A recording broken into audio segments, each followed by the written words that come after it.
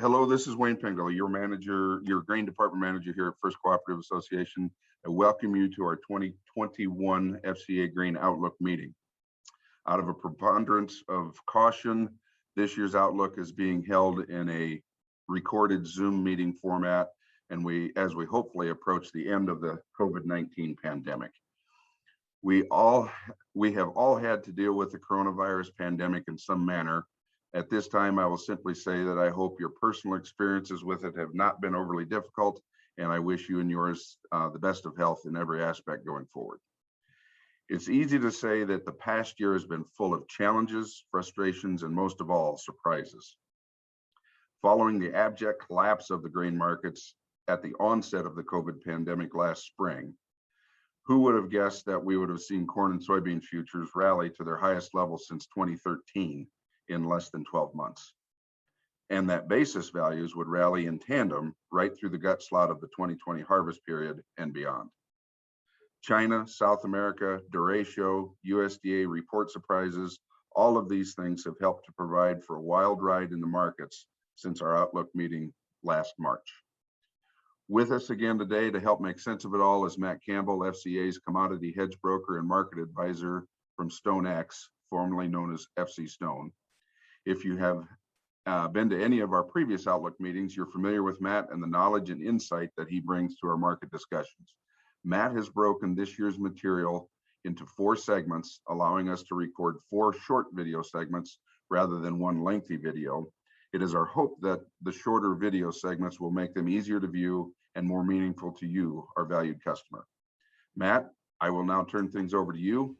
Let's dive into segment 1 of this year's Outlook, a look back at 2020. Thanks, Wayne. First thing first, let's get the screen showing, and I think we're ready to go here, Wayne. You bet. With the soybean corn market outlook, just a quick disclaimer that StoneX is making sure this isn't necessarily going to be a recommendation to buy or sell commodities. We're trying to do a market outlook here, not a solicitation piece. So a little brief history on StoneX, global commodity risk management firm, primarily working with some commercial accounts. That's where our roots are. Commercial accounts would be people that would produce, distribute, or consume a variety of different commodities, whether it's grains, energies, metals, foreign exchange, etc. Little bit of insight on myself. I'm a commercial grain risk management consultant, and I think that's important to kind of differentiate that between speculative consultant. My role here is primarily to service commercial accounts. I'm not here to try and solicit grower business. I don't want to leave you a $300 subscription notice as I walk out the door. So this is just my ideas of what the current market looks like. Been with StoneX for 22 years. And I'm the original Matt Campbell from Iowa State. And I'm thankful that my name is Matt Campbell and not Steve Prohm right now. So we're going to move on to the next kind of a discussion, part 1. It's important. Wayne talked about how we're going to look at kind of a segmented approach to keep things brief, interactive. Part 1 is the past. And I don't like to spend an entire part on the past unless there was something really important going on in the past. This last 12 months, just a few things going on. And I think back to our last meeting in person a year ago, I think at that point I was really relieved that we were into 2020. 2019 was a challenge. We had planting problems. We had flooding along Western Iowa. We had all these challenges in 2019. 2020 was a relief. And then we got into 2020 and that didn't turn out to be the case. So the past, first off, these are just some market impacts we've seen over the last year. And if you just think about these, I'm going to go into each one in more detail, but COVID-19 obviously was something not on anybody's radar for any part of time. We had an acres surprise in the June. We had, obviously, China was buying US grain at a torrid pace. We had some yield reductions. We had some quarterly stocks, chaos. I'm going to go through each one of these things and just note the tone that I'm going to say in each one is unprecedented, largest, smallest, biggest, things that are very much unprecedented on all levels throughout the entire year. First off, And as we talk about this, think about what it means for this coming year as well. What I'm showing here is July 2020 corn futures last year as we went through the early parts of the marketing year. On the far left, I think you can see my mouse cursor here. It's showing the initial USDA outlook that they issue in May. So every May is the first time we're going to see a new crop supply and demand from the USDA. This was their projection in May. Yes, COVID had just started to kind of make its way. We saw the impact in gasoline demand instantly. So they had started to tweak their demand figures, ethanol pegged at 5.2 billion bushels of corn consumed for ethanol, and in kind of comparison about 5.5 to 5.6 on normal. You can see with the amount of 97 million corn acres, trendline yields projected down at the bottom line of 3.3 billion bushels of ending stocks. That's where we were a year ago in May. 22% stocks to use ratio. We have to make sure we're all on the same page of what that is. That is just the carryout number divided by the demand base. So it's an extremely important fundamental number because it shows how many excess stocks we have in relation to how fast we're consuming them. So real important. That was the first thing we saw from the USDA. At the same time, we're starting to say, geez, we may not have, 800 million bushels of corn consumed for ethanol as gasoline started to drop to 40 to 45% below normal. Corn futures at that point bottomed in late April. That's the second time we've ever seen corn futures place calendar year lows in April in history, in modern history. So you can think about it. Like first, again, I've already said the word first, largest carryout projection we've ever seen by the USDA in the May report in modern history. So at the heels of that, things started to shift. This was kind of at their peak concern. At this point, we were pricing in low prices to actually deal with uncertainty on downside. Then the other things started to happen. Let's talk about this for a second. This is the acreage reports issued by the USDA. They issue two main ones this time of year. The March 31 acres will happen at the end of this month, obviously. But this is a big report. One of probably the top 2 or 3 biggest reports of the whole year are March stocks and acres. So we'll get this number on initial planting prospects on March 31. Then they'll follow that up on June 30th with another acres projection that's kind of certifies what was planted. Now, this is a report that historically, as you see in this data, the June versus March USDA intentions, March acres, we don't normally see massive changes. And if we do see massive changes, it's definitely not downward. We don't see that very often. And you can see what the USDA did last June. June 30th, USDA lowered their intentions for planted corn acres by 5 million. Not even on the radar of anything possible from the USDA. Again, these serve as, the idea that we can be wrong about a report isn't lost on us. That we can be wrong because we didn't even know something was possible in a report is a tougher thing for a market to deal with. And that's what we saw with a report like that. Now, the other thing that was interesting is normally when you have a relatively stable or fast planting pace, you end up with increases in acres in that June report. Not the case at all last year. Soybeans were pretty much, nothing abnormal there following the 2019 debacle that we had with the planting pace at that year, which we'll reference a few times later on. So immediately on the heels of the June 30th stocks report, we had another incident that started to take place, and that was China buying. What we've got in this chart is shows every day we had a sales announcement by the USDA that confirmed China was in buying US corn. This also includes flashes to unknown. But you can see right on the heels of a massive acres surprise, we all of a sudden start to see China buying US corn. Now, the first few purchases were not very large, but very shortly after, in mid-July, we saw some massive purchases. In fact, the biggest bulk of their purchases yet this year took place in that first 30 days after they started buying.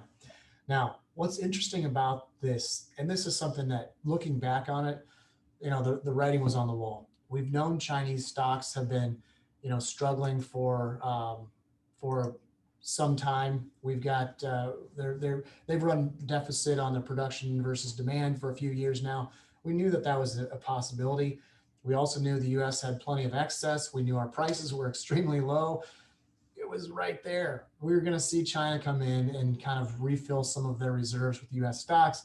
It wasn't on my radar. I can't believe I missed it, but a lot of people did, including myself. But you could see that pace. They didn't do a whole lot from mid February. I'm sorry, mid October through early January, but they were very active during our summer months while prices still had yet to make a massive move higher. So that took place. Now let's shift back to the USDA. Here's another thing that happened in the last really 18 months that has been a source of great confusion. Now, what this shows is every quarter the USDA surveys both growers and commercials to get an idea of what inventories of grain are still left in their facilities, both on farm and off farm. They do this every 3 months, and it serves two purposes. First, it kind of ratifies their production estimates, but secondly, it kind of ratifies their demand estimates. There's a good check and balance to make sure there's not something going off strange in feed, or they missed the last year's crop significantly. So these are important. They kind of just go justify where the USDA's balance sheets are for supply and demand. Now, what this chart shows is the USDA not only issues the quarterly stocks, but they have the ability to go back and revise those quarterly stocks if they see the need for revisions. Now, you can see from 2000 to 2019, the kind of revisions the USDA made. They didn't make anything, extremely small revisions. Then what happens? Just massive revisions. You're talking about, 100 million bushel was a commonplace revision through multiple quarterly stocks reports. Again, one of those things that I think was not even in the realm of possibility. So it's hard to manage that risk when you aren't even remotely figuring it as even a black swan type of a situation. My guess is this. I referenced it earlier. The 2019 crop was a challenge of probably epic proportion from the USDA. Extremely late, the latest crop in history planted. In fact, so much so, they kept having to have subsequent acres revisions because they still didn't know officially where things were by June 19th, by June 30th report. So 2019 created a challenge. It had a very late crop planted. It was an extremely poor quality crop, uncertainty of how that's going to work through the demand chains. So I think the stocks numbers they've continued to just try and make that whole again, try to readjust their supply and demand to account for the chaos that took place in 2019.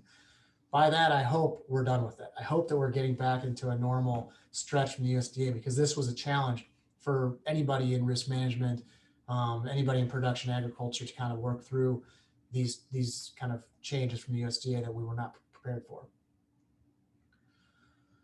Okay, on another side from the USDA, we also get their corn yield estimates, and this is we get those in August, September, October, November, and then January is the final number. So January of this year was the final time we're going to see a change in the USDA's corn yields, or soybean yields for that matter. But August was the first number. We had an okay growing season. Up to August crop report, everything looked pretty good. Well, what happened after that was almost immediately you had the derecho. Immediately after that, you had a flash drought, and basically central Iowa was probably in the worst of all of those things. And we started to see just some tweaks to other states' yields as well. And this is what ended up happening. We saw about a 10 bushel per acre drop in yields as we went forward from August to January. And you can see that is again, with the inset chart here, the largest change we've ever seen from November to January in yield revisions. How many times have I gotten to largest or most already? And I think we've gotten quite a few of those words already today. So you see a lot of change, a lot of most and firsts in the last 10, 12 months. The impacts of this. This is the May crop reports production or supply. This is their demand. This is their carryout. The changes that have taken place per USDA from May to February. I don't have this label, I apologize for that, but from May to February, these are the changes we've seen take place. It's interesting to see almost all of the change in carryout has been a result to a change in supply, not a change in demand. As we've seen China come to our markets, we've seen lower feed numbers. We've still kind of seen ethanol numbers come down a little bit as well. But the demand story, it's there. We know there is massive Chinese demand we have not seen in history. But overall, this has been a supply driven rally to this point. Now, looking forward, that's a little different story, but the past has been very much associated with massive changes to the USDA supply side of the balance sheet. And we're going to finish up one last slide here and take some questions and open up the chat lines a little bit here. But this is the soybean chart, and you can see the beans is a lot different. You know, we saw the absolute largest carryout projection represented with the green bar was in the August report. We were projecting record yields in soybeans. Since then, we've had nothing but declines in both supply and increases in demand, which have led from a very healthy, if not, I don't want to even use the word healthy, probably burdensome level, 600 million bushel carryout to where we are today, projected at 120 million bushels, one of the tightest we've ever seen in history. So the supply side changes in corn drove the carryout down, but the beans has been a combination of both smaller crops, larger demand. So that's what I've got for part one. Matt, you just referenced one of the smallest soybean carryouts on record. Would it have been 2000, am I saying it right, 2011, that we by September dropped actually below 100 million that year? Am I remembering that correctly?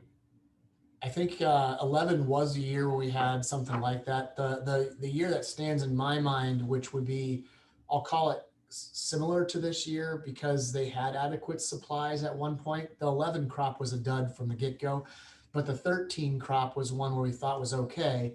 By the time we got to the fall of 14, we had under 100 million bushel of ending stocks projected. And, you know, it was an extremely tight cash market at that point.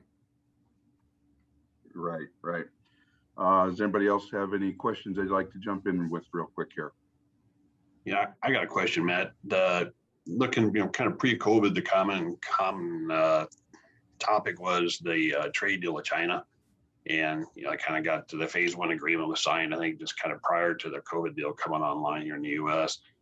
Do these large purchases we've seen corn and beans from China, does that put them in compliance to that agreement, or is that just coincidental? Or how's that in your opinion? I might not have the most popular opinion on this one, but in my opinion, I think the phase one deal was, the timing of that was good because it did open up the chains, the import-export chains to China at that point.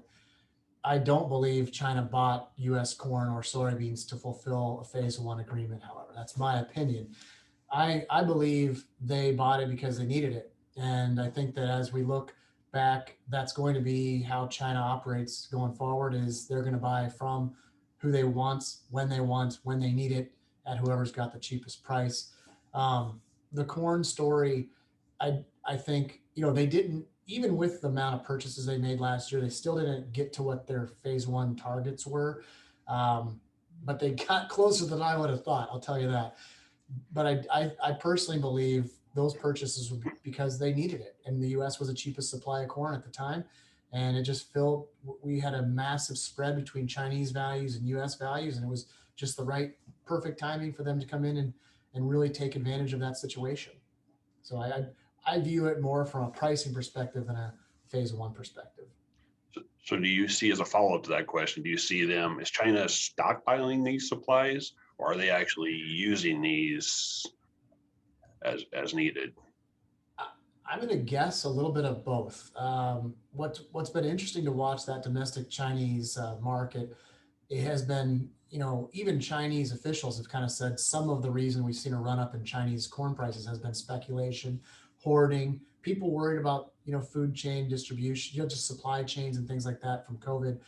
So I think that there is a little bit of hoarding going on to that extent. However, these purchases, I do think, are going in to try and fulfill, and we'll look at that a lot more in the section 2, but to kind of bridge the gap between their supply and demand deficiencies right now.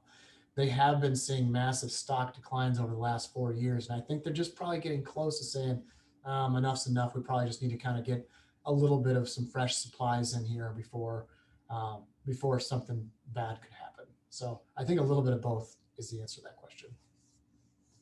It's a good one. Hey, Matt, could you comment a little bit about why demand is staying so flat with all the additional Chinese buying of corn? Yeah, it's a good question. I'm going to go back to that slide just to kind of walk through it. I think there's three main components of corn demand. It's exports, it's ethanol, and it's feed. And though feed is always going to encompass also disappearance. It's hard to account for feed. There's no weekly metric that says how much did you feed.